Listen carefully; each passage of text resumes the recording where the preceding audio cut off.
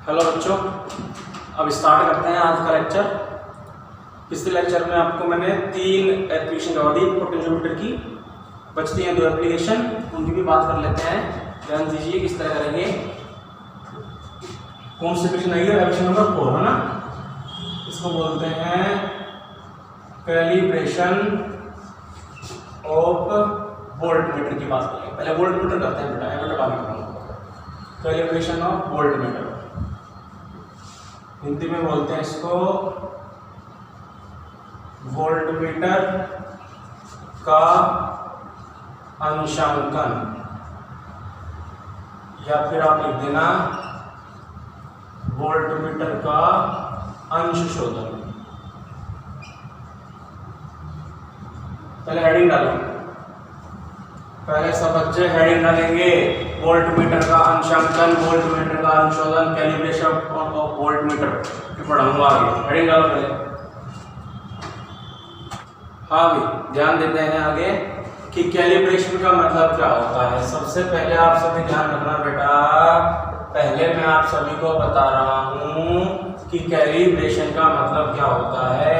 Calibration को हिंदी में हमने कहा था अंशांकन या अंश शोधन करना, ठीक है। कैलिब्रेशन की आपके पास में 2 एप्लीकेशन है, एप्लीकेशन नंबर 4 और एप्लीकेशन नंबर 5। तो दोनों एप्लीकेशन किसकी हैं? कैलिब्रेशन की हैं। कैलिब्रेशन एक किसका करेंगे अपन, पहले सीख रहे हैं किसका कैलिब्रेशन करना।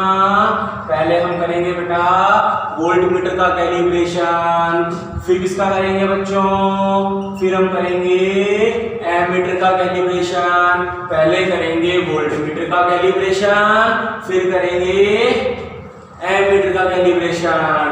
अब वोल्टमीटर का कैलिब्रेशन कैसे करते हैं उसकी अपन बात करते हैं, ध्यान से देखना। या पहले मैं आपको बता देता हूं कैलिब्रेशन का मतलब क्या होता है। देखो बेटा, सी से कैलिब्रेशन और सी से ही चेकिंग। सी मतलब क्या होता है? चेकिंग करना। तो चेक करते हैं, जांच करते हैं। किसकी जांच करते हैं? एरर ऑफ ऑब्जर्वेशन, यानी कि प्रेक्षण की जांच। प्रेक्षण की जांच करते हैं, वो भी किसकी हेल्प से? With the help of potentiometer, विभव मापी की सहायता से। ध्यान से समझना, वापिस नहीं बताया जाएगा। जब मैं कैलिब्रेशन ऑफ एमीटर पढ़ाऊंगा तब भी मैं यही कहानी बोलूंगा।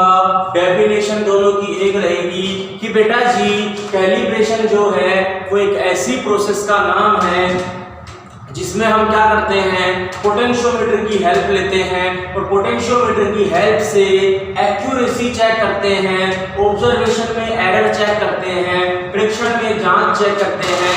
कैसे? आपको हमने पहले भी बताया था, आपको मैंने पहले भी बताया था कि वोल्टमीटर है, पोटेंशियोमीटर है। वोल्टमीटर भी वोल्टेज मेजर करता है, पोटेंशियोमीटर से भी हम वोल्टेज ही मापते हैं। लेकिन ज्यादा अच्छी रीडिंग वोल्टमीटर में और पोटेंशियोमीटर में ज्यादा अच्छी रीडिंग कौन देता है बेटा? ज्यादा अच्छी रीडिंग देता है पोटेंशियोमीटर, क्योंकि पोटेंशियोमीटर एक्सटर्नल सर्किट से, सेकेंडरी सर्किट से बिना कोई करंट लिए रीडिंग देने का काम करता है।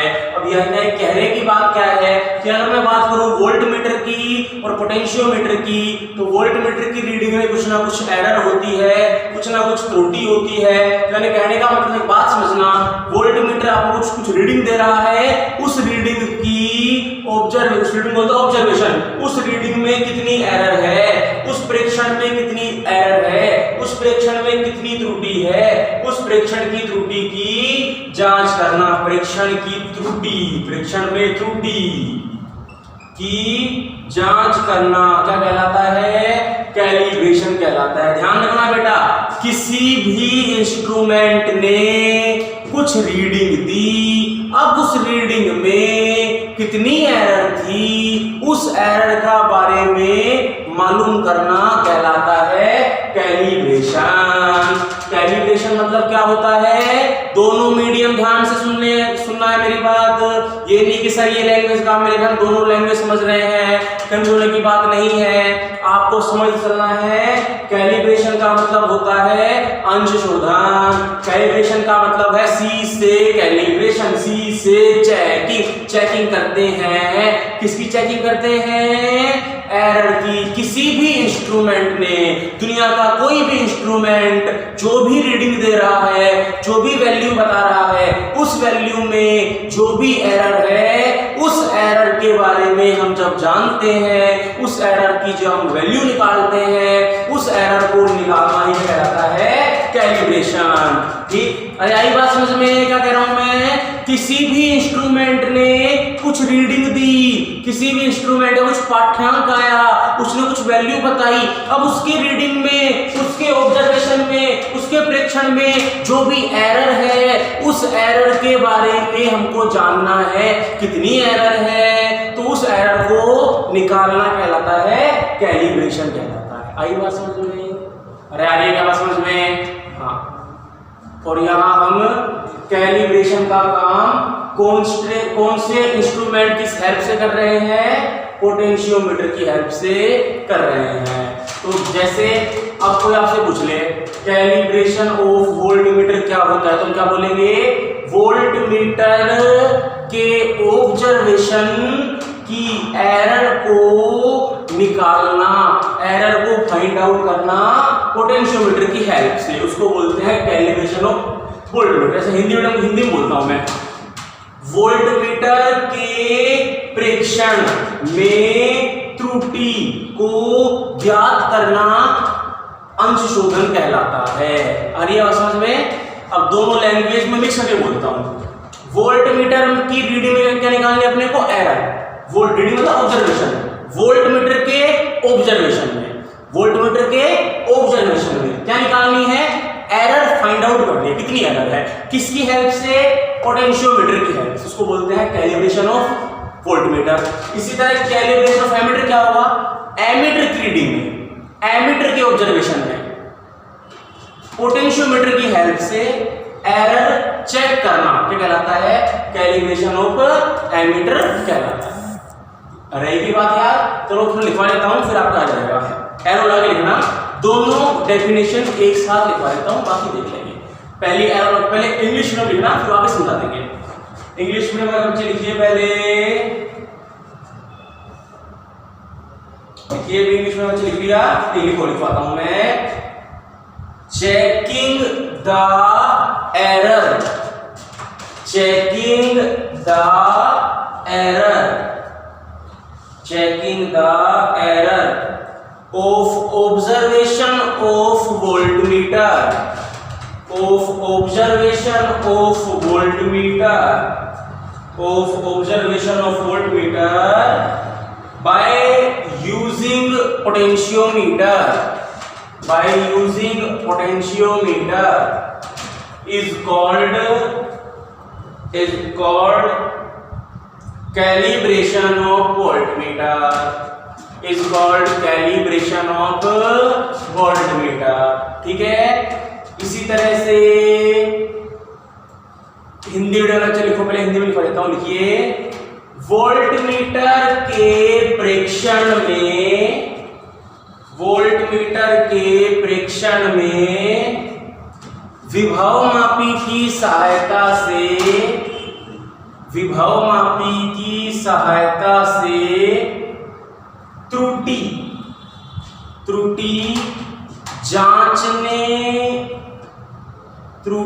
जांचने की प्रक्रिया को, त्रुटि जांचने की प्रक्रिया को कैलिब्रेशन ऑफ, नहीं, त्रुटि जांचने की प्रक्रिया को वोल्टमीटर का अंशशोधन कहा जाता है। वोल्टमीटर का अंशशोधन कहा जाता है, या वोल्टमीटर का अंशांकन कहते हैं।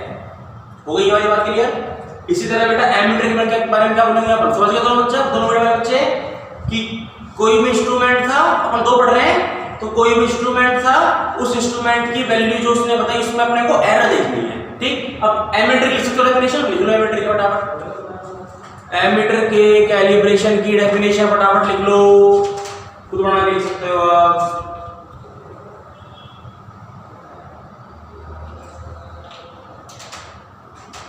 कैसे होगा बेटा, मैं पढ़ता हूं, लिखो। Checking of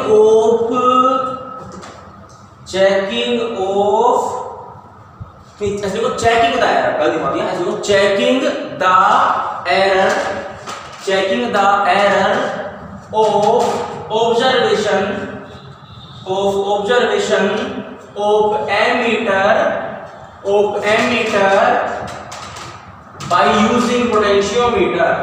by using potentiometer is known as KNOWN, is known as calibration of ammeter, is known as calibration of ammeter। Hindi में लिख लो, एमीटर के प्रेक्षण में विभव मापी की सहायता से त्रुटि ज्ञात करने की प्रक्रिया को एमीटर का अंशांकन कहते हैं। त्रुटि ज्ञात करने की प्रक्रिया को एमीटर का अंशांकन कहते हैं। आपको सिंपल बात ध्यान रखना, जैसे वोल्टमीटर मापता है किसकी वैल्यू बेटा, V की वैल्यू।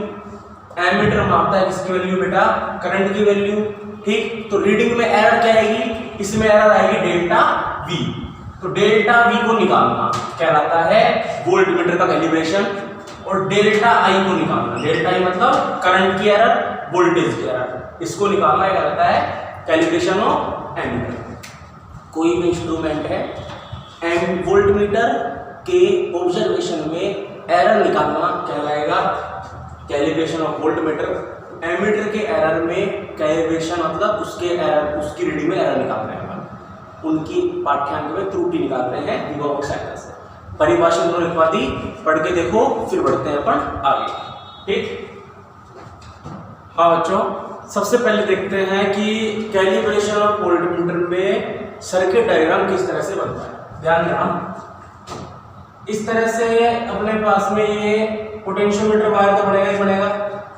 प्राइमरी सर्किट जो होता है ना, वो हमेशा ऐसे ही बनता है। प्राइमरी सर्किट हमेशा जैसा बनता है वैसे ही बनता है। ये A पॉइंट हो गया, ये B पॉइंट हो गया। ठीक, पोटेंशियोमीटर वायर लगा दिया अपन ने, और बेटा ये इस तरह से जाके ये क्या लग जाएगा, यहाँ पे लग जाएगा इस तरह से, ये लग गया EP, ये प्लस, ये माइनस, फिर यहाँ लग जाएगा K1, ठीक, और फिर यहाँ लग जाएगा दाहिनी तरफ रियोस्टेट आज। ठीक है बात, ये हो गया प्राइमरी सर्किट। ऐसे कैसा बनता है, कोई दिक्कत वाली बात नहीं होनी चाहिए आपको। अब आगे देखते हैं सेकेंडरी सर्किट। एक बात सब बच्चे ध्यान रखना कि ये जो कैलिब्रेशन होता है, कैलिब्रेशन चाहे आप एमीटर का कर रहे हो और कैलिब्रेशन चाहे आप वोल्टमीटर का कर रहे हो, ये दो एप्लीकेशन ऐसी एप्लीकेशन मैंने आपको पहले भी बताया था कि पहले जो आपने 3 एप्लीकेशंस पढ़ी उनमें आपको x की वैल्यू निकालने की जरूरत नहीं पड़ती थी, जबकि बेटा ये जो एप्लीकेशन है इसमें आपको x की वैल्यू निकालने की जरूरत पड़ती है, x की वैल्यू की रिक्वायरमेंट होती है। तो इन दोनों एप्लीकेशन में हमको करना पड़ता है, दोनों एप्लीकेशन में हमको मानकीकरण यानी कि स्टैंडर्डाइजेशन करना पड़ता है। इसलिए अपन यहाँ पे स्टैंडर्ड सेल लगा देना है। देखो ध्यान से, यहाँ पे अपन ने ये लगाया standard cell, E naught EMF है, स्टैंडर्ड सेल है। यहाँ लगा देंगे 2 स्विच, 1 टर्मिनल ये है, 2 टर्मिनल ये है, और फिर यहाँ पे इस तरह से, यहाँ पे इस तरह यहाँ लगा हुआ होता है बेटा एक अपने पास में रेजिस्टेंस बॉक्स लगा हुआ होता है, जिसकी वैल्यू अपन जो खुद है वो लगाते हैं, अप्लाई करते हैं, और खुद ही जो है वो वैल्यू अपने को पता होगी। और इस तरह से बेटा ये आगे जाके इसमें भी एक नीचे सर्किट बन जाएगा जिसमें रियोस्टेट और एक सेल लगा देंगे अपन, प्राइवेट सेल, मतलब इस तरह हो गया कि नीचे भी जो है वो करंट फ्लो होता रहेगा। यहाँ पे इस तरह से ये एक सेल लगा दिया EMF का, और ये की लगा दी, कोई दिक्कत वाली बात नहीं है। उसको अपन ने K1 से लिखा था, इसको अपन K2 से लिख देंगे और इस तरह से ये सर्किट अपना क्या हो गया बेटा, कंप्लीट हो गया। ठीक, और यहाँ पे ये इसका टर्मिनल जो है यहाँ पे जुड़ा हुआ होता है, इस तरह से ये जुड़ा हुआ होता है। इसके पैरेलल कॉम्बिनेशन में एक वोल्टमीटर लगा हुआ होता है, पैरेलल इसमें लगा हुआ है पैरेलल में। इसको चाहे आप सिंपल इस तरह से भी दिखा सकते हो लगा के, इसको लगे सबने ऐसा डिजाइन को बनाया टेढ़ा मेढ़ा, तो इसको मैं सिंपल भी दिखा देता हूँ आपके सामने। इस तरह से देखो, इस तरह जाके यहाँ लगा हुआ होता है वोल्टमीटर, इस तरह से। ठीक है बात, ये टर्मिनल नंबर क्या होता है, 3 होता है। और फिर ये जुड़ा होता है किससे बेटा, गैल्वेनोमीटर से, और ये जुड़ा होता है बेटा ज्योति से। ये पूरा अपना बनता है सर्किट डायग्राम, जो अपन ध्यान से समझ सकते हैं। कैलिब्रेशन ऑफ एंड वोल्टमीटर, क्या बढ़ रहा है अपन, calibration of voltmeter according to figure, चित्रानुसार।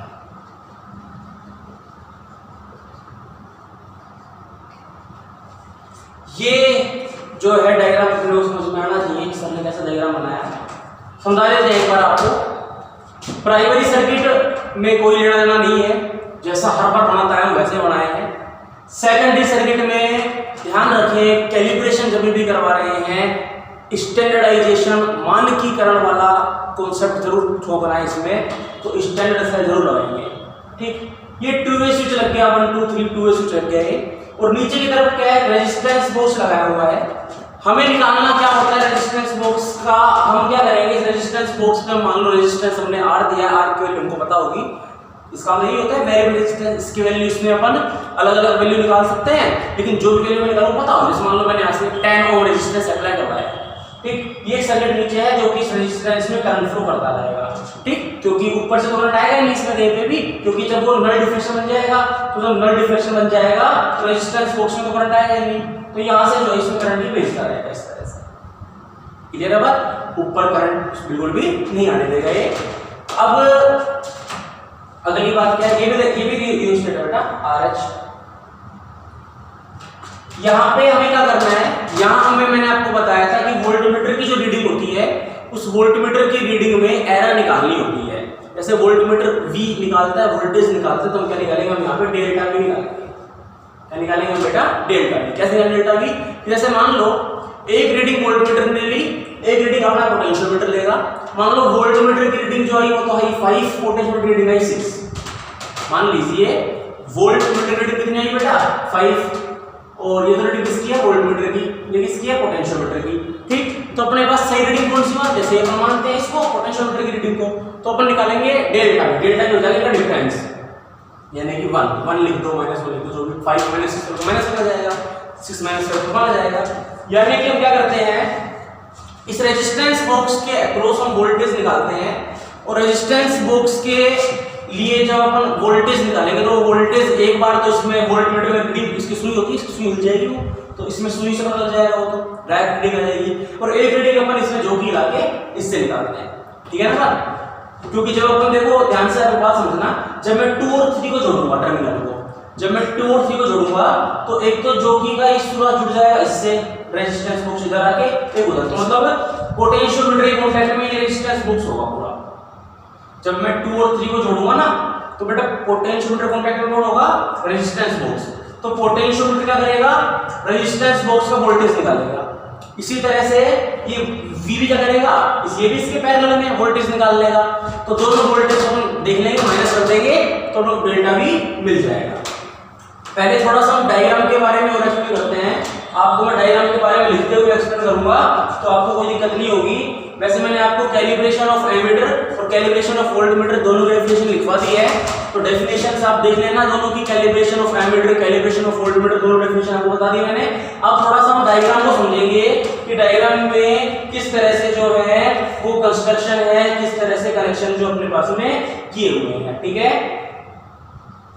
देखिए सबसे पहले हम बताएंगे बेटा इसके बारे में कि ये है स्टैंडर्ड सेल। ये क्या है, स्टैंडर्ड सेल। क्या बोलते हैं हिंदी में इसको, हिंदी बोलते हैं इसको मानक सेल, ये अपन ने पढ़ा हुआ है।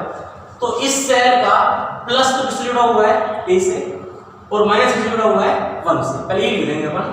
देखो ध्यान से समझना, एक एक बात जो आपको डायग्राम में देख के वही लिखने सिखा रहा हूं मैं, कोई दिक्कत वाली बात नहीं है। कंस्ट्रक्शन की बात कर रहे हैं अपन कि the positive terminal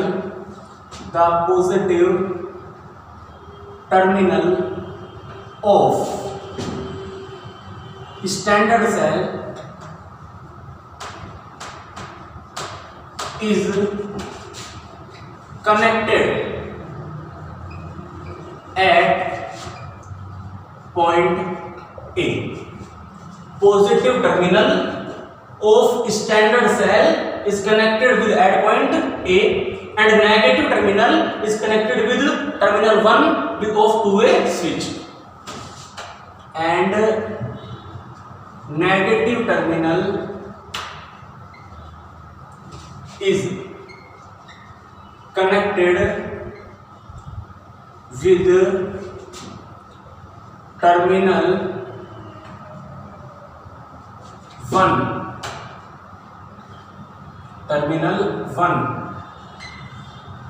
of two-way switch. terminal 1 of two-way switch. ठीक, पहले इंग्लिश में लिख रहा हूं मैं, तो इंग्लिश वाले बच्चे ध्यान से समझ जाना। स्टैंडर्ड सेल का प्लस जुड़ा है ए से, माइनस जुड़ा है 1 से। हिंदी में लिख रहा हूं, इंग्लिश वाले बच्चे इतने इस लाइन को नोट कर लेना, उसको मतलब नोट तो मैं करूं, नोट तो बाद में हो सारा काम, समझो, दिमाग से लगा समझ जाओ। हिंदी में लिखने, हिंदी वाले समझो ध्यान से। अब कि ये जो मानक सेल है, इस मानक सेल का प्लस वाला जुड़ा है किससे, ए से। मानक सेल का प्लस टर्मिनल बिंदु ए से जुड़ा हुआ है, मानक सेल का प्लस वाला किससे जुड़ा है बेटा, ए से जुड़ा है, तथा माइनस टर्मिनल बिंदु किससे जुड़ा है बेटा, बिंदु 1। माइनस टर्मिनल द्विमार्गी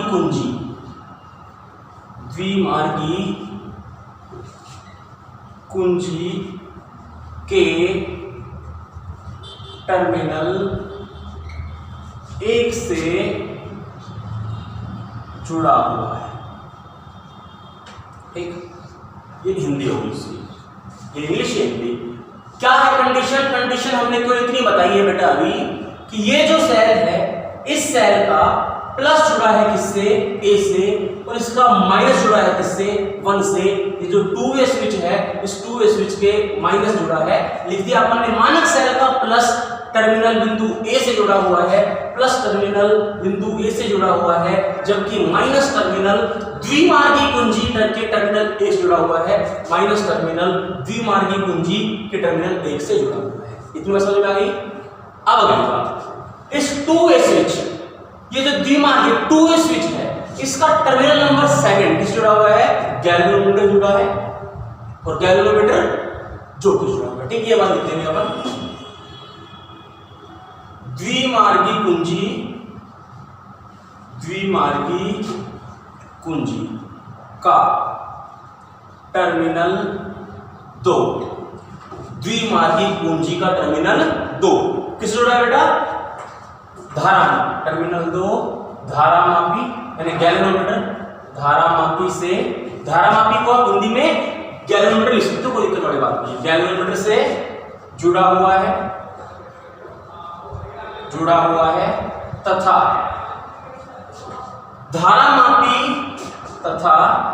धारामापी विसर्पी कुंजी, धारामापी बेटा विसर्पी कुंजी जैसे जुड़ा हुआ है।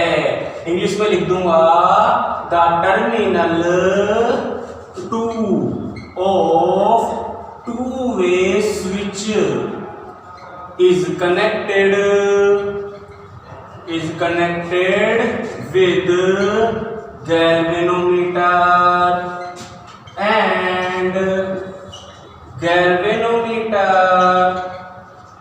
is connected with जो कि J।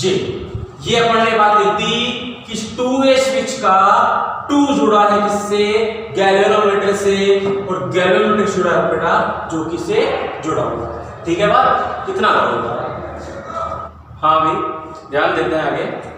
अब इसमें आपका खेल क्या है कि चलो एक बार और आपको मैं कनेक्शन सारे समझा देता हूँ। अपन ने ये दिखाया अभी तक केवल कि भी ये सेकेंडरी सर्किट में एक तो स्टैंडर्डाइजेशन करने के लिए हमने क्या किया है, इस ई नोट के पॉजिटिव को जोड़ा है ए से, नेगेटिव को जोड़ा है 1 से। लिख दिया पॉजिटिव जोड़ा है ए से, नेगेटिव जोड़ा है 1 से, पॉजिटिव जोड़ा है ए से, नेगेटिव जोड़ा है 1 से, और 2 जुड़ा है जी जुड़ा है जे से, 2 जुड़ा है जी जुड़ा है जे, 2 जुड़ा है जी जुड़ा है जे से। ठीक, अब अपन बात करते हैं, अपन ये भी लिख देंगे कि भी एक रेजिस्टेंस बॉक्स, एक सेल, एक की, एक रियोस्टेट, ये सब बीमारी भी इसमें कनेक्टेड है। क्या क्या लिख देंगे अपन लिख देंगे कि एक आरबी मतलब रेजिस्टेंस बॉक्स, प्रतिरोध बॉक्स, एक आरबी कोमा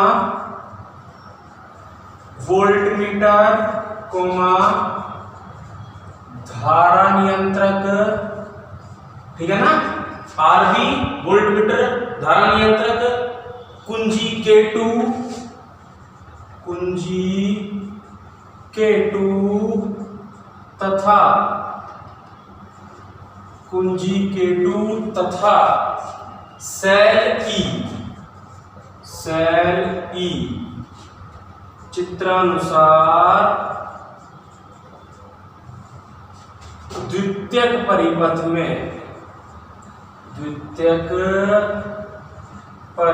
में जुड़े हुए हैं। ठीक, इंग्लिश में क्या लिखेंगे, इंग्लिश में लिखेंगे a resistance box, voltmeter, rheostat, key and cell E is also connected in secondary circuit. ठीक, ये जो पूरी कहानी है ये कंस्ट्रक्शन की कहानी है कि किस तरह से क्या कंस्ट्रक्शन हुआ है इसमें। ठीक है बात, ठीक है बात। अब करते हैं वर्किंग की, वर्किंग कैसे है। ये हमने क्या समझाया बेटा, ये हमने समझाया है कंस्ट्रक्शन। कैसे समझाया कंस्ट्रक्शन, ऐसे समझाया कंस्ट्रक्शन। ठीक, देखते हैं आगे। सबसे पहले हम क्या करेंगे बेटा, इस K1 को बंद करेंगे, K1 को बंद करेंगे। देखो लिखता हूं मैं, सबसे पहले हम कुंजी K1 को बंद करते हैं। ठीक है, कुंजी K1 को बंद करते हैं तथा प्लग को द्विमार्गी कुंजी K1 व 2 के मध्य लगाते हैं व संतुलन लंबाई ज्ञात करते हैं। ठीक है बेटा, ये सबसे पहला अपना काम रहेगा। क्या रहेगा पहला काम, लिख देता हूं मैं, फर्स्ट वी क्लोज की K1 and insert plug between 1 and 2 O, two-way switch, and find balancing length,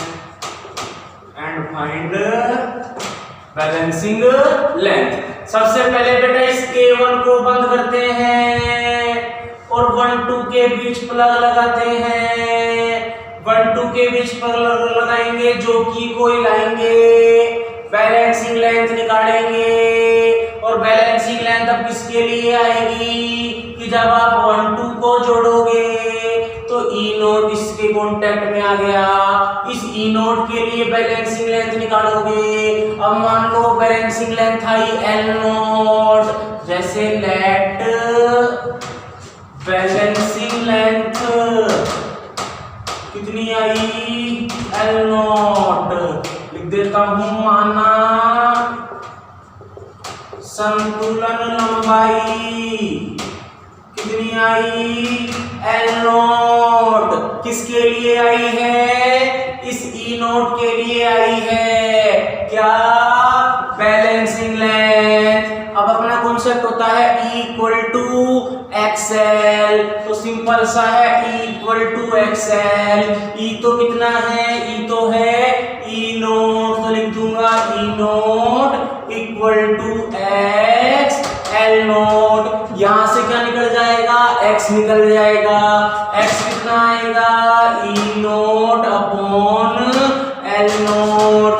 इस X को अपन क्या बोलते हैं, यहाँ हेयर ये X जो है इसको कहते हैं विभव प्रवणता, हिंदी में कहा जाता है पोटेंशियल ग्रेडियंट। ठीक है, अब थोड़ी जगह बढ़ गई बोर्ड पे, अब अपना वाक्य हिस्सा आएगा भी नहीं। ठीक है, सबसे पहले हमने क्या किया, सबसे पहले हमने X निकाल लिया। ठीक, अब हम क्या करेंगे, इसके बाद हम 1 2 के बीच का प्लग हटाएंगे और 2 3 के बीच प्लग लगाएंगे और K2 को भी बंद कर देंगे।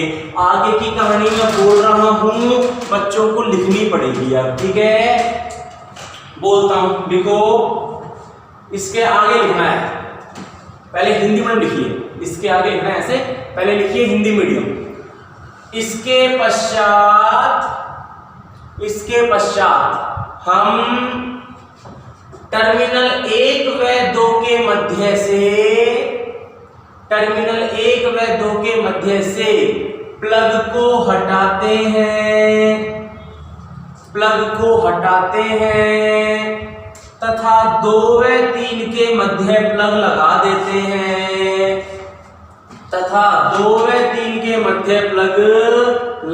देते हैं, ठीक है, तथा कुंजी K2 को बंद कर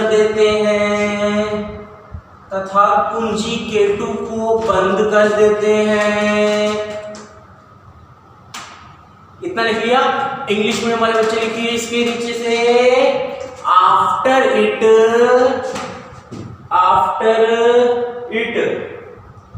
we remove plug between 1 and 2 and insert plug between 2 and 3 and close the key K2 ठीक है, ध्यान से समझिए कंडीशन क्या है। कंडीशन ये है कि हमने 2 और 3 में प्लग लगा दिया, इसको बंद कर दिया। ठीक, जैसे ही बेटा इसको बंद करेंगे तो क्या होगा, इसमें ऐसे करंट आएगा और इसमें करंट आएगा, तो अपने को पता है करंट के कारण इस पे वोल्टेज भी आएगी। ये बैटरी अपनी वोल्टेज यहाँ इस पे डलवाएगी और इस पर वोल्टेज आएगी। अब इस पे आने वाली वोल्टेज को हमको कैलकुलेट करना है।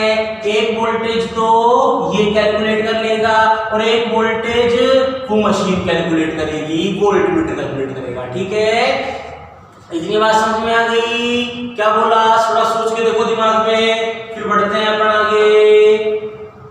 अरे क्या बोला थोड़ा सा सोच के देखो, सोच के देख लिया। अब देखते हैं आगे की स्थिति क्या है।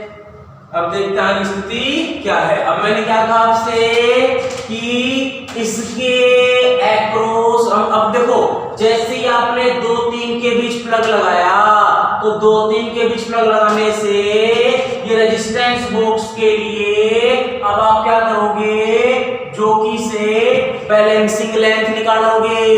इसके लिए जोकी से क्या निकालोगे, बैलेंसिंग लेंथ निकालोगे। ठीक, लिखिए हिंदी में वाले लिखिए। इसके पश्चात हम, देखो इसके पश्चात हम आरबी के लिए संतुलन लंबाई ज्ञात करते हैं। संतुलन लंबाई ज्ञात करते हैं। ठीक, माना संतुलन लंबाई L है, माना संतुलन लंबाई L है, तब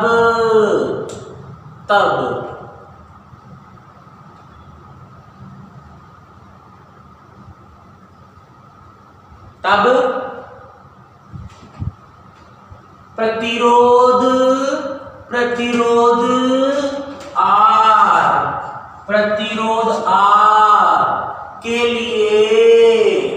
के लिए वोल्टता का मान V डैश निम्न होगा। इंग्लिश में लिखिए, मैंने इंग्लिश में बंद लिखवाया था, मैं ध्यान लिखवाया था, की क्लोज कर देते ना। हाँ लिखिए, after it we calculate balancing length for resistance R, let balancing length is L, then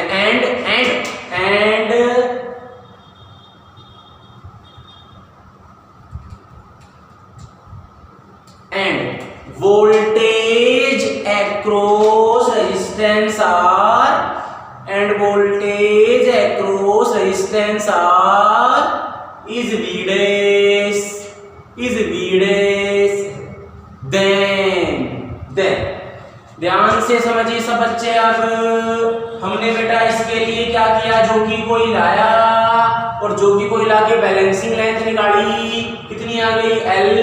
तो अपने पास में नीचे का वोल्टेज इक्वल XL, तो अपने पास क्या आ जाएगा, V डैश इक्वल टू क्या आ जाएगा बेटा, अपने पास ध्यान लिख देता हूं मैं, अपने पास आ जाएगा XL, तो आएगा XL और यहाँ क्या आएगा V डैश। तो अपने पास इक्वेशन बन जाएगी, क्या बनेगी इक्वेशन, हमेशा ना इक्वेशन बनेगी अपने पास में, देन लिखा ना, देन कर दीजिएगा दोनों बच्चे, V dash equal to XL।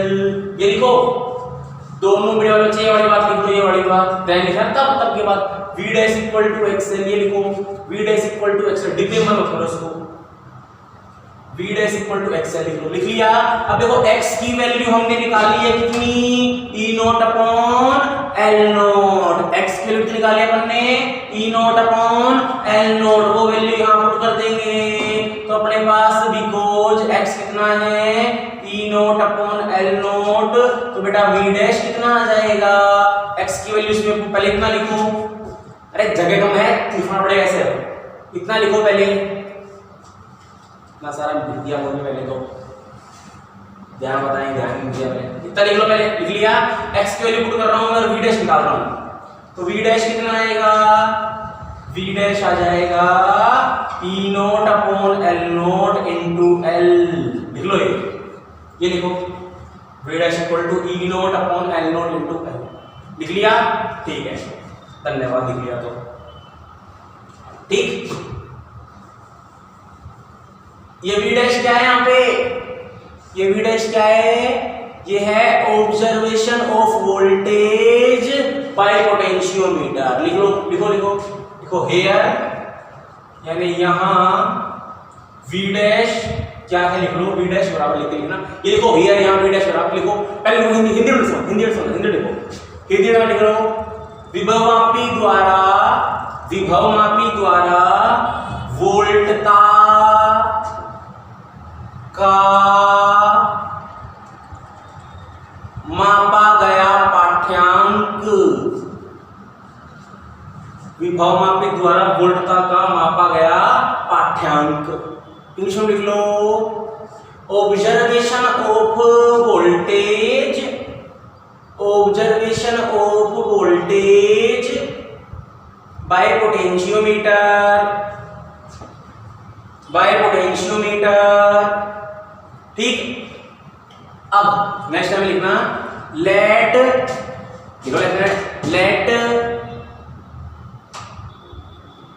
Voltmeter reading is V, voltmeter reading is V, voltmeter reading is V, then dash Hindi में लिखो, हिंदी मीडियम लिखो, माना वोल्टमीटर का पाठ्यांक, वोल्टमीटर का पाठ्यांक V है तब डैश करो।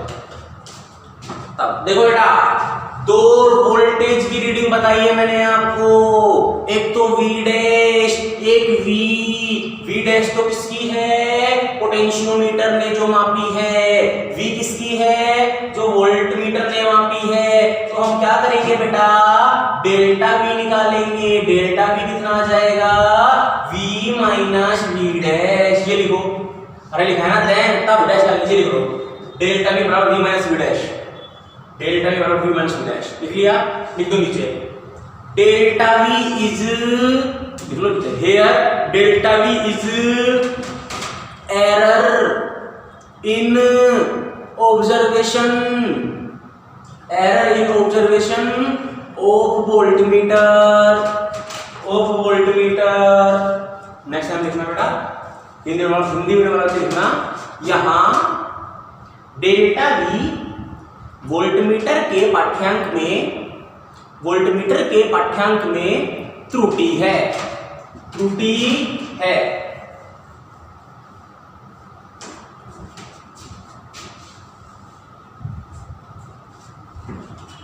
तो ये कहानी थी, क्या कहानी थी, ये कहानी थी। नेक्स्ट टाइम लिखना,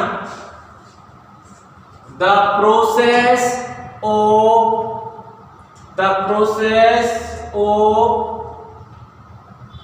कैलकुलेटिंग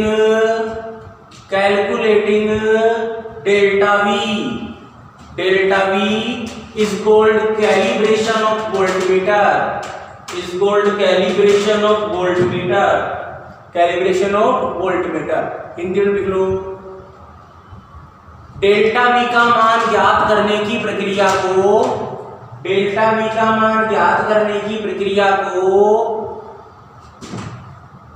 वोल्टमीटर का अंशांकन कहते हैं, वोल्टमीटर का अंशशोधन कहते हैं, अंशांकन कहते हैं। तो बेटा ये कहानी है पूरी, क्या कहानी है पूरी, ये कहानी है पूरी कि हमने ये क्या किया है, हमने ये वोल्टमीटर का कैलिब्रेशन सीखा है कि वोल्टमीटर के कैलिब्रेशन में सीधी सी बात ये है कि हम इस रेजिस्टेंस बॉक्स की वोल्टेज दो बार निकालते हैं, मतलब दो चीजों से निकालते हैं, एक तो जोकी हिला के और एक आंख टमका के। आंख टमका के तो हम इस वोल्टमीटर को देखते हैं, इसमें जो सुई आई वो अपनी वोल्टमीटर रीडिंग हो गई, जिसको अपने लिखा है V से। एक इस जोकी को हिला के अपने को मिला V डैश, तो V डैश निकाला, V निकाला, दोनों को माइनस किया तो क्या आ गया, डेल्टा V। और यही था, C मतलब कैलिब्रेशन, C मतलब चेकिंग, तो चेक कर दिया कैलिब्रेशन, इसको बोलते हैं कैलिब्रेशन ऑफ वोल्टमीटर। ठीक है कहानी, ठीक है ना कहानी। हाँ एक ग्राफ और बनता है अभी, अरे ग्राफ और बनता है, बनवा दूं क्या? तो वैसे प्रैक्टिकल में बनता है, वैसे प्रैक्टिकल बनता है, बनवा लेता हूँ। चलो ये लो फटाफट बना लो। ग्राफ बनता है, कहाँ ये जगह की कमी पड़ गई है सारी दुनिया से। देखो लिखो लिखो नेक्स्ट टाइम लिखो, we can plot a graph between, we can plot a graph between delta V and V, delta V and V by using rheostat, by using rheostat, and this graph is called calibration curve. This graph is called calibration curve. This graph is called calibration curve. Hindi में लिखिए, धारामापी की सहायता से delta we तथा we, delta we तथा we के मध्य graph बनाया जा सकता है, के मध्य ग्राफ बनाया जा सकता है, के मध्य ग्राफ बनाया जा सकता है। इस ग्राफ को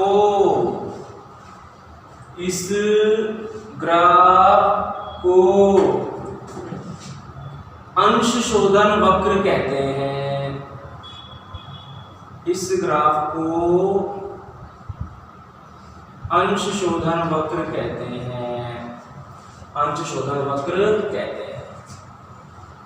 अरे देखो ये धारा नियंत्रक होगा रियोस्टेट, इसको बार बार हिलाओगे ना ऐसे, तो इससे हिलाने से क्या होगा, इस सर्किट में करंट की वैल्यू बदल जाएगी, और करंट बदलेगा तो बार बार वोल्टेज बदलेगी। इससे आपको क्या मिलेगा बेटा, वोल्टेज की अलग अलग वैल्यू मिल जाएगी, और वोल्टेज की अलग अलग वैल्यू मिलेगी ना आपको, तो आप क्या करोगे, डेल्टा के में ग्राफ बना सकते हो, और ग्राफ बनाओगे ना तो ग्राफ इस तरह से मिलता है, अलग भी मिलता है, लगभग शेप इस तरह से। आपको पता ग्राफ प्रैक्टिकल में मिलता है, प्रैक्टिकल में मिलता है। अभी आप याद कर लेना शेप इस तरह से पूछ ले पेपर में, वैसे पूछेगा नहीं, पूछ ले तो कब से प्रैक्टिकल होगा, प्रैक्टिकल वैसे तो कोई तरीका नहीं है सिखाने का, प्रैक्टिकल में करते हैं। डेल्टा वी अलग अलग, इसको अलग करंट फ्लो किया, फिर करंट बदला, फिर डेल्टा वी बदला, बार बार बहुत सारे पॉइंट मिलाया, वैल्यू पॉइंट आई, फिर ग्राफ बनाया, तो ऐसे ग्राफ बनता है। बना लो ग्राफ, बना लो, उसको बोलते हैं अंशोधन वक्र, कैलिब्रेशन कर्व। अरे सीधा सा मतलब है जिगजैग फॉर्म मिलता है, ऐसा अजीब सा। बना लो, याद हो जाएगा, करो ग्राफ बनाओ ग्राफ, बना लो ग्राफ, बना लिया ग्राफ। अब बढ़ते हैं आगे, पानी फटाफट करो, फिर खत्म करो। देखो बेटा एक बार और समझा रहा हूँ कैलिब्रेशन की कहानी गा रहा हूँ आपके सामने, गाने में है। अब ध्यान से फटाफट कंसंट्रेशन के साथ सुन लेना, फिर अपन फटाफट कैलिब्रेशन ऑफ एमीटर पढ़ेंगे। बोलू, सुनो ध्यान से। कहानी ये है कि कैलिब्रेशन ऑफ वोल्टमीटर का मतलब होता है कि वोल्टमीटर ने जो था, वोल्टमीटर ने जो रीडिंग निकाली थी, उस रीडिंग का, उस ऑब्जर्वेशन का हमने क्या किया, चेकिंग किया, उसमें एरर निकाल दी, उसमें त्रुटि निकाल दी, पोटेंशियोमीटर की हेल्प ली, और उसी प्रोसेस का नाम होता है कैलिब्रेशन।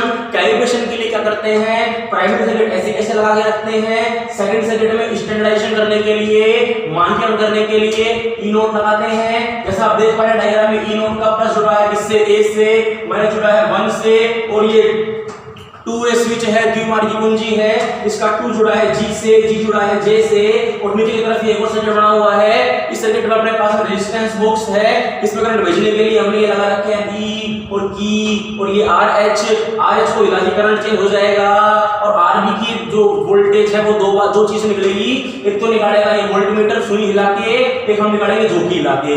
ठीक है बात, ठीक है, हमने सारी बात लिखवा दी। फिर क्या करते हैं, सबसे पहले हम इस की को बंद करते हैं, के को, और 1 2 के बीच प्लग लगाते हैं। 1 2 के बीच प्लग लगाएंगे तो क्या होगा, 1 2 के बीच प्लग लगाने से ये होगा कि क्या होगा, ये होगा कि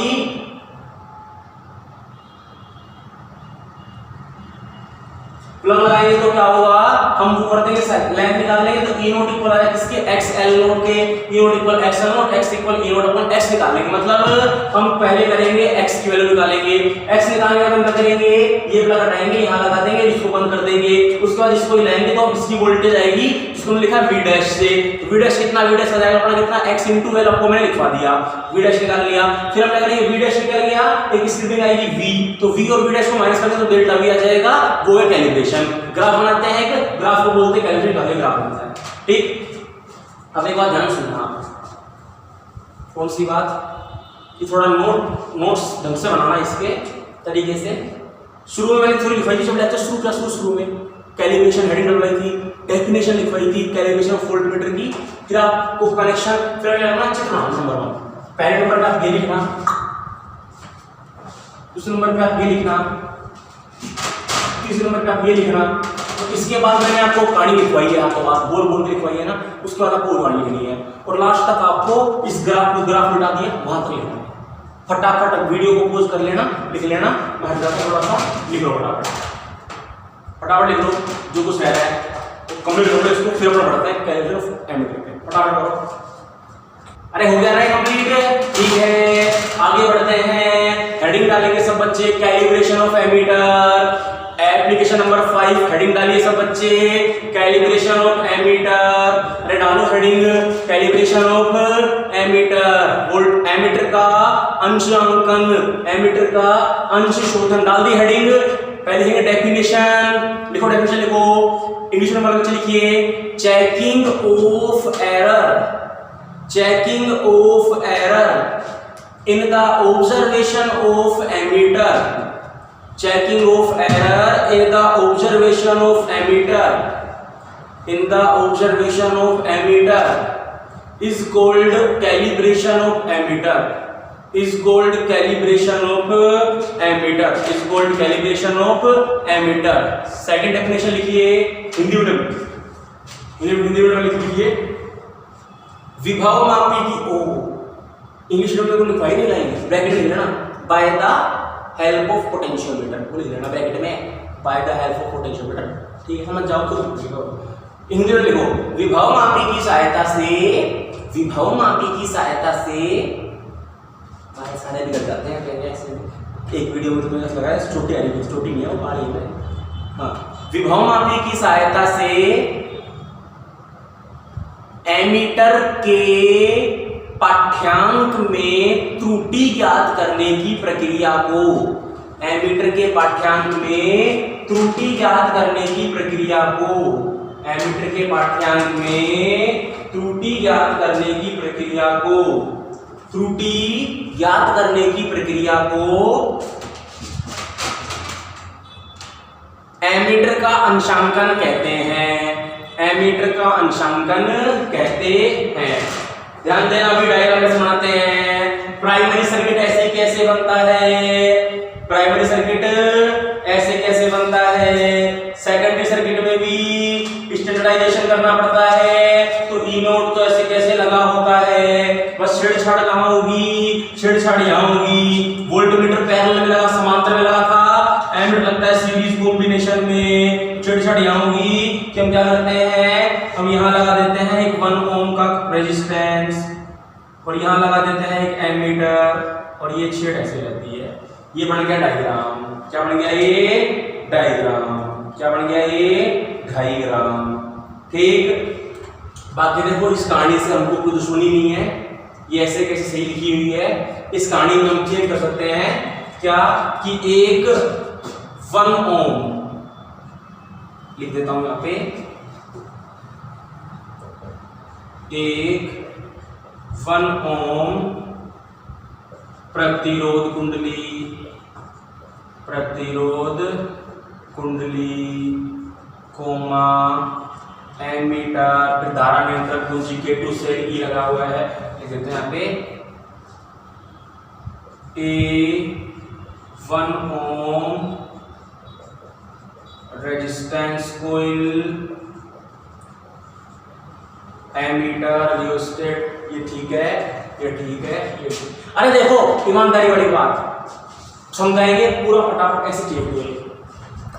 अरे तभी तो नहीं बताया था मैंने, एक देखते थोड़ी ना कैसे बोर्ड लिखवा था मैं, मेरा फायदा तो ऐसे फटाफट लिखो, समझाएंगे। लिखो 1 2 3 पे फटाफट नोट करो, नोट करो फटाफट, नोट करो, नोट करो फटाफट, नोट करो। कर लिया क्या? अरे हो गया ना चैप्टर, फटाफट करो ना, खत्म हो जाएगा। ये तो इसी में घुसे लॉकडाउन लॉकडाउन हमारे फिजिक्स में अब तक 6 चैप्टर खत्म हो गए। अगस्त तक हमारा टारगेट है, अगर फटाफट पढ़ेंगे तो ऊपर वाले ने चाहा तो अपना पूरा कोर्स निपटा दे अपना। ठीक, कर लिया अपना? अरे हो गया ना? मैं तो मैं कर देता हूँ, वीडियो पोस्ट कर लो तो भूले 1 मिनट लिख लिया। अब समझाता हूँ आगे, ध्यान समझना। कंडीशन क्या है बेटा? स्थिति ये है कि हम क्या करते हैं, एमीटर का जब कैलिब्रेशन करते हैं तो ऐसा डायग्राम बनाते हैं। सबसे पहले हम क्या करते हैं, जो हमने किया है वही करते हैं, K1 को बंद करते हैं और इसको 1 2 के बीच प्लग लगाते हैं तो x निकाल लेते हैं। जब x निकल जाएगा, अरे ये x का फायदा हो रहा है, पहले भी क्या था ना, अपन ने वो v डैश निकाला था तो v डैश में E naught upon L note, E note पता है, L नोट पता है और L पता है तो v डैश निकल जाएगा। ऐसे फायदा होता है इसका। ठीक, फटाफट करो ये इतना। देखो बेटा देखते हैं बीच में क्या है, हमने चैप्टर 1 की शूटिंग कर ली थी छोटी सी, चैप्टर 1 में ये पढ़ाया था, आपको मिल जाएगा। वैसे आपको पढ़ा रखा है मैंने, अपने चैनल पे जाओ चैप्टर 1 का लेक्चर देखो, इंग्लिश में मिल जाएगा, हिंदी मीडियम में डाल देंगे, परसों डाल देंगे, मंडे डाल देंगे। तो ये बीच में पढ़ा दिया था, इसको मिटाता हूँ मैं, फिर अपने वाले टॉपिक में जो आपको बता रहा था मैं, आपको बता रहा था मैं क्या चल रहा था, अपना टॉपिक चल रहा था शायद पोटेंशियोमीटर की लेंथ पे आ गए थे अपन। पोटेंशियोमीटर का वोल्ट एमीटर का कैलिब्रेशन, और एमीटर के कैलिब्रेशन में डायग्राम किस तरह से था, डायग्राम इस तरह से था कि ये अपने पास में AB है, AB में अपने पास में यहाँ पर ये इस तरह से क्या था, प्लस माइनस EP था, EP के बाद यहाँ पे की K1 थी और K1 के बाद अपने यहाँ पे लगा हुआ था क्या बेटा, RH था, और फिर नीचे की तरफ आके पहले अपने पास में स्टैंडर्ड सेल E नोट था, ये 1 था, ये 2 था, ये G था, ये J था। ठीक, और फिर ये नीचे आके इस तरह से जुड़ता है, किससे, एक 1 ओम की कॉइल से जुड़ता है। फिर यहाँ पे अपने पास एक एमीटर था, एमीटर जुड़ा हुआ था किससे, 3 से जुड़ा हुआ था, और फिर ये जुड़ा हुआ था किससे, यहाँ पे एक रियोस्टेट लगा हुआ होता है, और फिर नीचे की तरफ क्या था, एक सेल था E और एक की थी K2। ठीक, और यहाँ पे इस तरह से अपने पास में कनेक्शन कंप्लीट था। ठीक, ये सारी बात थी। और आपको मैंने इतना बता दिया था कि हमने क्या किया, हमने अपने पास में ES की वैल्यू निकाल ली थी, आपने यहाँ तक लिया था कि E नोट किसके इक्वल आया था, E नोट इक्वल आया था अपना किसके, XL नोट के, तो X आपने निकाल लिया था E naught upon L note, यहाँ तक अपन ने कर लिया था। ठीक, यहाँ तक आपने नोट कर लिया था कंप्लीट। उसके बाद बताता हूँ, इसके बाद कहानी क्या होती है, इसके बाद कहानी ये होती है कि अरे इसमें एक चीज ना सही है ना, कनेक्शन देख लेना एक बार, अरे कनेक्शन देख लेना सही है कि नहीं है, गलत हो गया फालतू में दिक्कत हो जाएगी। ठीक, देखो देखते हैं आगे। फिर क्या करते हैं बेटा, 1 2 के बीच से प्लग हटाते हैं, 2 3 पे प्लग लगाते हैं। लिखो, लिखवाता हूं, इंग्लिश में लिखना, आफ्टर इट, इसके लिखना, after it we remove plug, after it we remove plug between 1 and 2 and insert it between 2 and 3 and close the key K2 and find balancing length, let balancing length is L, then ठीक है, ध्यान समझना, Hindi medium लिखना पहले फिर समझाते हैं। Hindi medium वाले बच्चे लिखिए, इसके पश्चात हम हटा दो, इसके पश्चात नहीं हम लिख लो, इसके पश्चात हम 1 व 2 के मध्य से प्लग को हटाते हैं, तथा प्लग को 2 व 3 के मध्य लगाते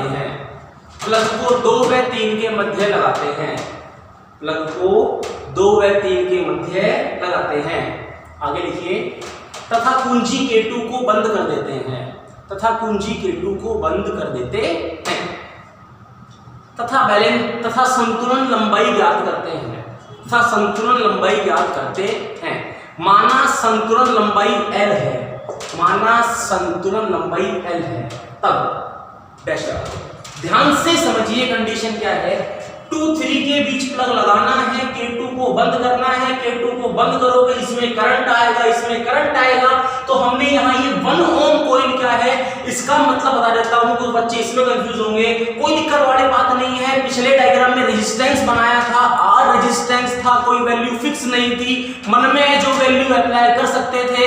यहाँ जो रेजिस्टेंस है इसकी वैल्यू फिक्स है कि 1 ओम ही काम में लेना है, इसलिए इसको कहा है अपन ने 1 ओम रेजिस्टेंस कॉइल, 1 ओम प्रतिरोध कुंडली की एक ऐसी कुंडली लगाई है, एक ऐसा रेजिस्टेंस लगाया है, एक ऐसा प्रतिरोध लगाया है जिसका वैल्यू कितना है 1 ओम। यहाँ 1 ओम का लगता है, क्यों लगता है अभी आपको आगे पता चलेगा। तो जैसे ही K2 को बंद किया इसमें करंट आया, और इसमें करंट आया तो क्या हुआ, इसमें करंट आया तो इस 1 ओम कॉइल के लिए वोल्टेज आएगी, इसमें करंट आएगा। अब इस करंट की वैल्यू को तो कौन मेजर कर लेगा, एमीटर मेजर कर लेगा। कौन मेजर कर लेगा, एमीटर। और ध्यान समझना ये वोल्टेज जो आएगी, वोल्टेज की बात करते हैं तो वोल्टेज किसके इक्वल होगी, वोल्टेज इक्वल होगी किसके, वोल्टेज इक्वल होगी अपने अपन होता है voltage equal to XL, equal to XL, voltage equal to XL।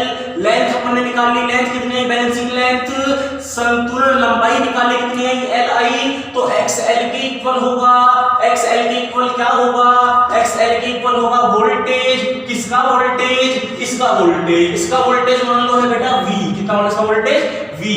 तो बेटा V जो है ये V किसके इक्वल होगा, V इक्वल होगा XL के। यहाँ V क्या है बेटा, यहाँ V अपने पास में है voltage of 1 voltage across 1 ohm resistance coil, resistance coil 1 ओम प्रतिरोध कुंडली के लिए वोल्टता। ध्यान समझना बेटा, जैसे ही अपने जो की हिलाया, इनको जोड़ा, इनको जोड़ने से ये हिस्सा उसमें आ गया, ये हिस्सा उसके कांटेक्ट में आ गया, तो 1 ओम के लिए वोल्टेज कितनी आएगी V, किसके इक्वल होगी XL के। अब बिकॉज़ X की वैल्यू कितनी, X की वैल्यू है E naught upon L not, ये वैल्यू यहां पुट कर देंगे तो V कितना आएगा बेटा, V पर आया कितना E naught upon L naught into में कितना आएगा L आएगा। ठीक है बात। अब आपको पता है एक फार्मूला अपना होता है बेटा V equal to I R, बोलो होता है नहीं होता है, बिकॉज़ V किसके इक्वल होता है बेटा I R के, किसके इक्वल होता है बेटा I R के। ठीक है, तो अब यहाँ पे अपने पास में बिकॉज आपको पता है R की वैल्यू कितनी है 1 ओम, R कितना है बेटा 1 ओम, R 1 ओम है तो R 1 ओम है तो बेटा V कितना हो जाएगा I इंटू 1, यानी बेटा V कितना हो जाएगा I, यानी I की वैल्यू यहाँ पुट कर दूंगी। मान लो इक्वेशन नंबर क्या है 1, यानी कहने का मतलब समीकरण 1 से इक्वेशन नंबर 1 से फ्रॉम इक्वेशन 1 क्या करूंगा बेटा V की वैल्यू I पुट कर दूंगा तो क्या आ जाएगा, मेरे पास बन जाएगा I इक्वल टू किसके E naught upon L note into किसके L के। इक्वेशन नंबर मत दो कुछ भी, यहाँ तक देखो, मैं देखता हूँ अपना कौन कैमरा चल रहा है नहीं चल रहा है, मोबाइल चल रहा है नहीं चल रहा है, चल रहा है। देखो बेटा कंडीशन क्या है, कंडीशन केवल यही है, हमने क्या किया, हमने ये किया है कि ये किया है हमने, अरे भाई इसकी वोल्टेज I V किसके इक्वल XL के इक्वल, V होता है I R, X के लिए पुट कर दी तो मतलब देखो V निकल जाएगा ना, अरे V निकल जाएगा ना, E नोट पता है L नोट पता है, L पता लग गया, V निकल जाएगा, V निकल गया। अब अगली कहानी क्या है कि V ही I है, V क्या है I, अरे वोल्टेज करंट है, वोल्टेज करंट क्यों है, वोल्टेज करंट इसलिए है क्योंकि R1 है, R1 है इसलिए V ही I है, तो I की वैल्यू किसकी वैल्यू आई है बेटा, ये I की वैल्यू किसकी वैल्यू ये I, किसकी रीडिंग है ये पोटेंशियोमीटर, किसकी रीडिंग है ये पोटेंशियोमीटर रीडिंग। यहाँ I किसकी रीडिंग है, I है बेटा पोटेंशियोमीटर रीडिंग, पोटेंशियोमीटर ऑब्जर्वेशन लिख दो, चाहे आप विभव मापी का पाठ्यांक है, विभव मापी का पाठ्यांक है। ठीक, इतना लिखो एक बार फटाफट। अब देखो I की एक रीडिंग तो ये आ गई, एक I की रीडिंग कौन लेगा, ये लेगा, अरे करंट की एक रीडिंग तो ये आ गई, और करंट की रीडिंग कौन लेगा, एमीटर लेगा, स्विंग लेगी ना, एमीटर की रीडिंग लेगा, तो एक रीडिंग ये आ गई। अब लेंगे एमीटर रीडिंग, लिखो एक लाइन लिखो, इसके बाद लाइन लिखो, इतना लिखने के बाद लिखो, माना एमीटर का पाठ्यांक, माना एमीटर का पाठ्यांक आई डैश है, आई डैश, एमीटर का पाठ्यांक आई डैश है, आई डैश है, तथा तथा एमीटर के मापन में त्रुटि, एमीटर के मापन में त्रुटि डेल्टा आई है, एमीटर के मापन में त्रुटि डेल्टा आई है, तब इंग्लिश में हमारे बच्चे लिखिए, let reading of ammeter is, let reading of ammeter is I dash, reading of ammeter is I dash and error in observation of ammeter, error in observation of ammeter is delta I, is delta I, then तो बेटा जो delta आई होगा वो किसके equal होगा, पहले ammeter की reading और माइनस कर दो पोटेंशियोमीटर की रीडिंग, ये किसकी वैल्यू आ गई, डेल्टा आई की वैल्यू आ गई, ये बात लिख लो। जिस तरह से लिखो, जिस तरह से पहले निकाला था डेल्टा वी, ऐसे अभी क्या निकाला है, डेल्टा आई, और डेल्टा आई को निकालने की प्रोसेस का नाम ही क्या है, कैलिब्रेशन। लिखिए इसके बाद, the process of calculating delta I, the process of calculating delta I is called calibration of ammeter, is called calibration of ammeter. ठीक, हिंदी में लिखिए, डेल्टा आई का मान ज्ञात करने की प्रक्रिया, डेल्टा आई का मान ज्ञात करने की प्रक्रिया को एमीटर का अंशांकन कहते हैं, एमीटर का अंशांकन कहते हैं। ठीक, नेक्स्ट लाइन लिखिए, द ग्राफ, नहीं ऐसे मत लिखो, मैं लिखता हूं, we can plot a graph, we can plot a graph between delta I and I dash, between delta I and I dash, we can plot a graph between delta I and I dash by using rheostat, by using rheostat, and this graph is called, and this graph is called, this graph is called calibration curve, calibration curve. Hindi में लिखिए, धारा मापी की सहायता से हम, धारा मापी की सहायता से हम डेल्टा आई तथा आई डैश के मध्य ग्राफ बना सकते हैं, डेल्टा आई तथा आई डैश के मध्य ग्राफ बना सकते हैं। इस ग्राफ को, इस ग्राफ को, इस ग्राफ को अंश शोधन वक्र कहते हैं, अंशांकन वक्र भी लिख सकते हो आप, इस ग्राफ को अंशांकन वक्र कहते हैं, अंशांकन वक्र कहते हैं। ठीक है जी, बड़ा कंप्लीट, ये बड़ा होगा। सेम कहानी जैसे पहले की तरह, ग्राफ आया, रटना है बिल्कुल, पता कैसे चलेगा, प्रैक्टिकल से, तो प्रैक्टिकल से आ जाएगा ग्राफ। शेप लगभग है ऐसी आ सकती है, थोड़ी ध्यान दिए, सीधा सा ही है, सीधी नहीं मिलती, टेढ़ी मेढ़ी मिलती है, टक टक टक टक टक टक टक ऐसे मिलती है। ठीक, प्रैक्टिकल से होता है ग्राफ। ग्राफ का नाम अंशोधन वक्र, पढ़ा लो ग्राफ। कहानी खत्म हुई, एमीटर का कैलिब्रेशन, वोल्टमीटर कैलिब्रेशन कंप्लीट, कहानी क्या हुई बेटा, खत्म हुई। ठीक, क्वेश्चन लिखिए, अरे क्वेश्चन लिखो बड़ा, calculate the effective capacitance between A and B, calculate the effective capacitance between A and B, बिंदु ए तथा बी के मध्य, बिंदु ए तथा बी के मध्य प्रभावी धारिता ज्ञात करें, बिंदु ए तथा बी के मध्य प्रभावी धारिता ज्ञात करें, बिंदु ए तथा बी के मध्य प्रभावी धारिता ज्ञात। चित्र बना लो, 5 माइक्रो फैरेड का दे रखा है आपको, सीधा ले 5 माइक्रोफैराड के कैपेसिटर दे रखे हैं।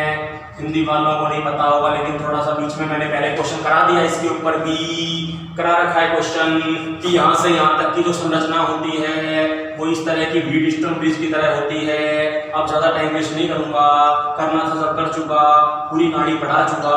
ठीक है बात, ये बी है, ये ए है, ये 4 1 2 3 4 बीच में लगता है ये 5, ये 5, ये 5, ये 5, ये 5 कट गया, ये पूरा हिस्सा कट जाएगा।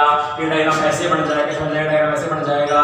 ये ए बिंदु था और ए बिंदु के बाद ये रहा खपाखा, ये लो ऐसे, फिर ये रहा ऐसे, फिर ये रहा ऐसे। अब डायग्राम बोर्ड से बाहर जा रहा है, कोई दिक्कत वाली बात नहीं है, मेरे को पता है आप सब समझ लोगे, कोई दिक्कत वाली बात नहीं है। ये क्यों हटा दिया, इसलिए हटा दिया क्योंकि P/V=R/S बनेगा, बैलेंसिंग कंडीशन बनेगी, सब कोई मतलब नहीं है। इसको सोल्व कर लेंगे तो इसका सोल्व कर लेंगे तो कितना आएगा, ये इसको सोल्व कर लेंगे तो ये दोनों सीरीज में, ये दोनों सीरीज में, फिर वो पैरेलल में, सब वो करा रखा है, पहले करा रखा है, कोई दिक्कत वाली बात नहीं है। पिछले वीडियो में सब कुछ अपन करा चुके हैं, सब कुछ सोल्व कर लोगे। लास्ट में डायग्राम बन जाएगा कि ये 5, ये 5 और आंसर आ जाएगा आपका CAB = 2.5 माइक्रोफैराड। आंसर क्या आएगा, 2.5 माइक्रोफैराड। देख लेता हूँ क्या मेरा आ रहा है, कोई दिक्कत वाली बात नहीं है, पहले करवा चुका, अब ज़्यादा डिटेल नहीं दूंगा, फटाफट इसलिए कराया है ताकि जिसको नहीं आए पुराने वीडियो में जाओ, क्वेश्चन सीखो। व्हीटस्टोन ब्रिज के क्वेश्चन करवाए थे, क्वेश्चन सीखना, कॉन्सेप्ट सीखना, करवा दिया, मेरे को पूरा याद है। ये तो याद नहीं कराया, जिसको नहीं आया तो सीख लेना। ठीक, ये इसका क्वेश्चन हो गया। अगली बात भी, एक और क्वेश्चन लिखो फटाफट, एक और क्वेश्चन लिख लो, कैसे मत लिखो, चलो नहीं लिखते क्वेश्चन अभी, वैसे पूरा दिन से हो सकता है। इतना है, चैप्टर 6 कंप्लीट करो। टेस्ट की अनाउंसमेंट आपको बता दी होगी पिछले वीडियो में। टेस्ट है आपका, टेस्ट का पेपर आपके पास आ जाएगा, उससे पहले प्रैक्टिस पेपर मैं भिजवा दूंगा सब पे आपके पास, तो टेंशन वाली बात नहीं है। चैप्टर 6 तक फटाफट रिवाइज कर लेना, आपको जितना टाइम मिल रहा है बीच में 3 दिन 4 दिन, उतने दिनों में चैप्टर 6 फटाफट रिवाइज कर लेना। और जितने आपको चैप्टर 6 जितने थोड़ा 3-4 दिन गैप मिलेगा, चैप्टर 7 शुरू करने से पहले मैं 3-4 दिन का गैप दूंगा। उन 3-4 दिन के गैप में मैं अपने चैनल पे चैप्टर नंबर 1 2 3 4 के लेक्चर भी अपलोड कर दूंगा। पढ़ाए हुए हैं लेकिन लेक्चर अपलोड नहीं है, लेक्चर चैनल पे वो भी अपलोड कर दूंगा। ठीक है बात, वो भी करा देंगे। टाइम मिलते मिलते उनको भी देखते रहना, फटाफट फुल शानदार पढ़ाई होनी चाहिए। लॉकडाउन को अच्छा बहाना नहीं बनाएगा कि लॉकडाउन तो इसमें पढ़ाई नहीं हो पाई, पढ़ाई फुल शानदार होनी चाहिए, फुल लेक्चर डाले जा रहे हैं, कुछ थोड़े बात यहाँ पे होनी नहीं चाहिए। ठीक, कोशिश पूरी ये है कि पूरा का पूरा मई का जो महीना है, मई चल रहा है ना, मई चल रहा है, तो इस पूरे मई के महीने में, मई के मंथ में 1 से लेकर 6 चैप्टर तक का पूरा सबका बिल्कुल पैकअप हो जाना चाहिए, अच्छे तरह आने चाहिए। फिर फटाफट अपन जून में 7 8 9 10 तक कर लेंगे जून में। जुलाई में बच्चे को जो अगस्त तक पूरा मामला तैयार करेंगे। फटाफट पढ़ना, जो पढ़ाया पढ़ लेना, फिर उसको आगे बढ़ेंगे अपन बाद में। पढ़ते रहिए, दिक्कत है पूछते रहिए, व्हाट्सएप नंबर सबके पास है, बाकी मिलते हैं बाद में। Thank you.